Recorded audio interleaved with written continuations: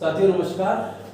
आज डिस्कस करेंगे grounds of divorce, विवाह विच्छेद के आधार। हालांकि देखिए, हिंदू मैरिज एक्ट में तलाक शब्द का यूज नहीं किया जाता, मॉडर्न लॉ में तलाक वर्ड का यूज किया जाता है, लेकिन सामान्यतया लोग तलाक शब्द भी हिंदू लॉ में यूज करते हैं।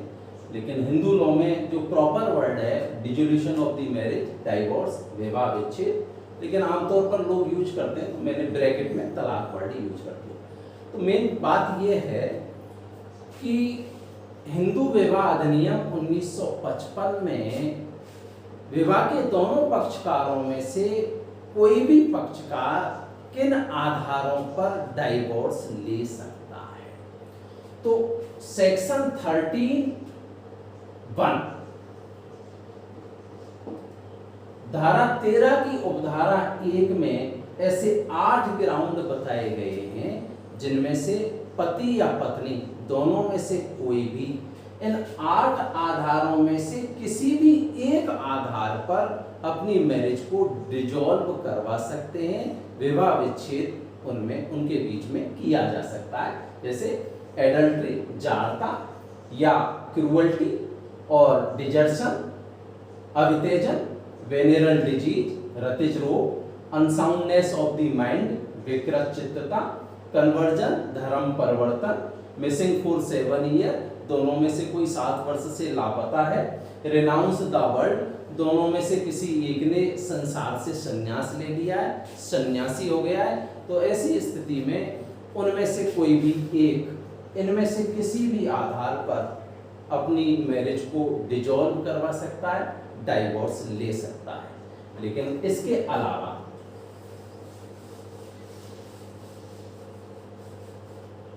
सेक्शन 13 सबसेक्शन 2 में वाइफ के लिए स्पेशल 4 ग्राउंड दिए गए हैं जिन पर कोई भी हिंदू वाइफ अपने हस्बैंड से डाइवोर्स ले सकती है। इन 4 ग्राउंड्स में से फर्स्ट ग्राउंड है प्री एक्ट पॉलीगेमस मैरिज, यानी कि अधिनियम से पहले का बहुपत्नी विवाह। सेकंड ग्राउंड है non resumption of cohabitation after the passing the decree of maintenance. Third ground unnatural offence, यदि हस्बैंड अननेचुरल ऑफेंस यानी कि guilty of rape, guilty of sodomy, guilty of bestiality का दोषी पाया जाता है तो उसकी वाइफ उससे डाइवोर्स ले सकती है। और fourth ground repudiation of the marriage, जैसे हम ऑप्शन ऑफ द प्योरिटी भी कहते हैं, व्यस्कता के विकल्प के आधार पर भी हिंदू वाइफ को ये ग्राउंड दिया गया है कि वो अपने हस्बैंड से डाइवोर्स ले सकती है। अब इन्हें हम 1 बाय 1 डिस्कस करते हैं। तो सबसे पहले डिस्कस करते हैं सेक्शन 13(1) में जो फर्स्ट ग्राउंड है adultery.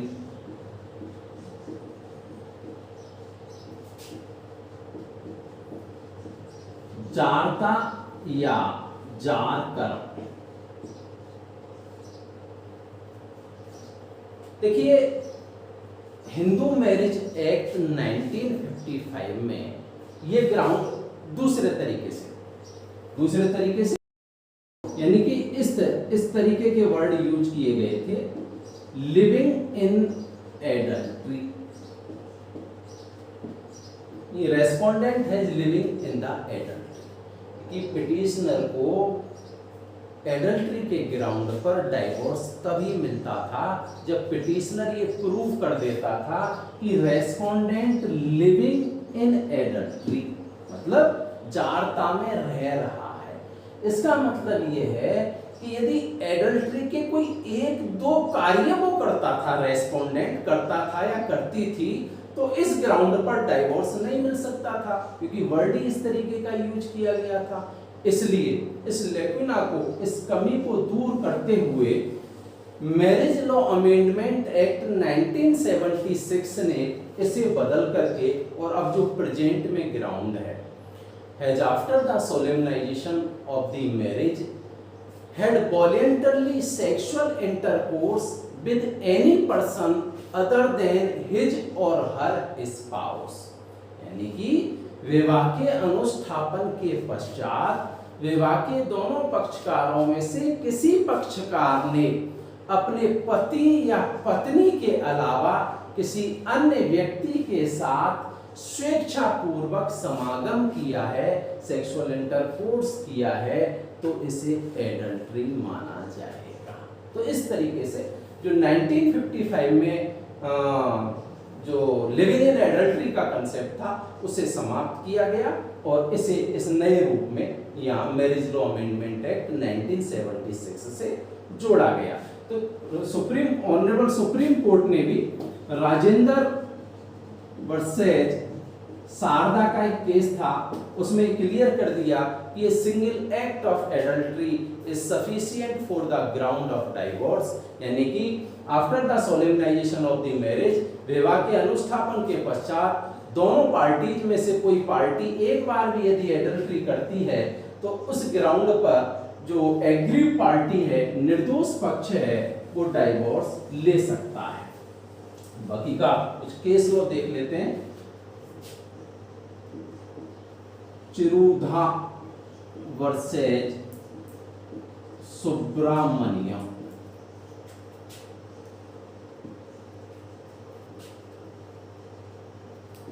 Subba Rao versus Saraswati, Miller versus Miller.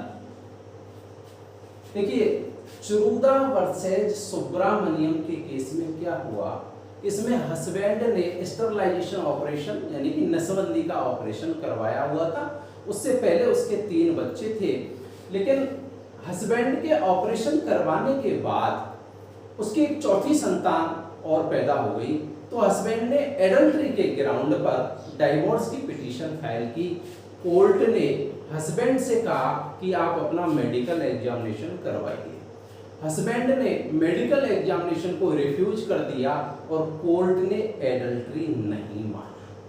लेकिन दूसरे केस में जो सुब्बाराव वर्सेस सरस्वती का केस है, इसमें एक नई शादी हुई थी घर में, तो जितने भी जो फैमिली मेंबर्स थे वो कहीं दूसरी जगह खाना खाने गए हुए थे और घर में केवल अपनी बहू को छोड़ करके चले गए थे।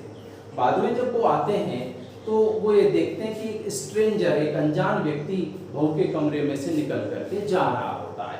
तो ऐसी स्थिति में जब उन्होंने हस्बैंड ने एडल्ट्री के ग्राउंड पर डाइवोर्स की पिटीशन फाइल की, तो कोर्ट ने यह कहा कि हमारे देश के नैतिक स्तर और सामाजिक मान्यताओं के आधार पर यदि कोई किसी महिला या किसी परिवार की बहू के घर में करीब मध्य रात्रि के समय कोई अनजान व्यक्ति देखा जाता है उसके रूम में, तो फिर ऐसी स्थिति में केवल और केवल एक ही निष्कर्ष निकाला जाएगा और वो निष्कर्ष एडल्ट्री का होगा।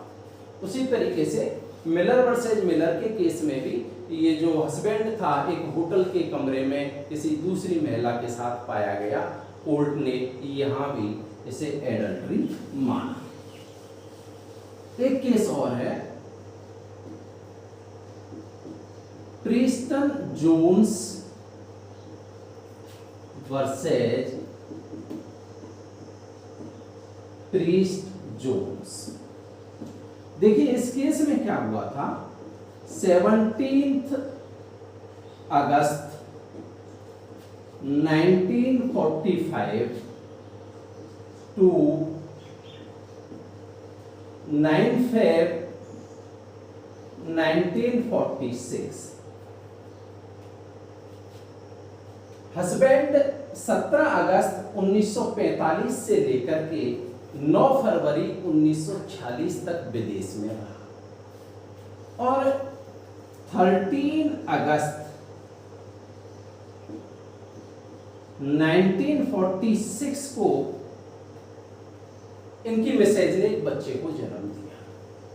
हस्बैंड ने एडल्ट्री के ग्राउंड पर डाइवोर्स की पिटीशन फाइल की और उसने कहा कि भाई वो इस डेट से लेके इस डेट तक फॉरेन में रहा है। यदि पहली डेट से बच्चे की डेट ऑफ बर्थ काउंट की जाए तो ये बैठती है आफ्टर 360 डेज, यानी कि 17 अगस्त 1945 और 13 अगस्त 1946 के बीच में 360 दिन होते हैं, और ये किसी बच्चे के जन्म के लिए असंभव है, क्योंकि मेडिकल साइंस के अकॉर्डिंग भी maximum gestation period 270 to 280 days होता है। यहाँ 17 अगस्त से लेकर 13 अगस्त के बीच में लगभग 360 डेज हैं, तो 360 दिन बाद किसी बच्चे का जन्म नहीं हो सकता। दूसरा, वो 9 फरवरी 1946 को विदेश से आ गया था, तो इस डेट से और इस डेट के बीच के टाइम को काउंट किया जाए तो ये लगभग 6 मंथ होता है। दोनों ही केसेज में इम्पॉसिबल है, कोर्ट ने एडल्ट्री मानते हुए डाइवोर्स दे दिया। अब देखिए, एडल्ट्री के केसेज में एक सबसे बड़ी जो प्रॉब्लम है, बर्डन ऑफ प्रूफ, साबित करने का भार या सबूत का भार दरअसल होता तो पिटिशनर पर ही है, लेकिन चूंकि एडल्ट्री का मैट्रिमोनियल ऑफेंस जाड़ता का वैवाहिक अपराध छुप करके किया जाता है, इसलिए इसे साबित करने में बड़ी प्रॉब्लम्स आती हैं। इसलिए एक लैटिन मैक्सिम है, सेलस कम सोला इन सस्पेक्टो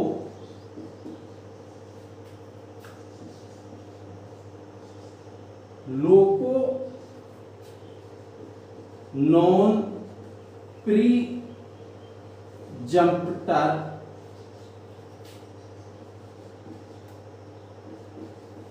डिकेयर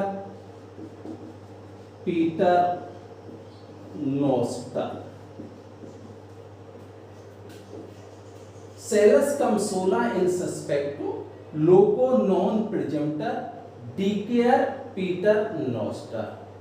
इसका मीनिंग है, when a man and a woman are found together under suspicious circumstances, it cannot be presumed that they are saying prayer। जब एक महिला और पुरुष दोनों को एक साथ संदिग्ध परिस्थितियों में देखा जाता है, तो यह उपधारणा नहीं की जाती कि वो भागवत गीता का पाठ कर रहे होंगे। तो इस थ्योरी, इस लैटिन मैक्सिम के ग्राउंड पर कोर्ट एडल्ट्री के मामलों को इस लैटिन मैक्सिम के आधार पर निपटारा उसके द्वारा किया जाता है। एक दूसरा केस और देख लेते हैं, मनी वर्सेज राधा। ये इसमें एक क्रिमिनल लॉ का प्रिंसिपल है, प्रूफ बियॉन्ड रीजनेबल डाउट, यानी कि जो अभियोजन पक्ष है आपराधिक मामलों में अभियुक्त के अपराध को संदेह से परे साबित करे। लेकिन ये प्रिंसिपल हमारे फैमिली लॉ में अप्लाई नहीं होता। फैमिली लॉ में तो balance evidence of probability, balance evidence of probability,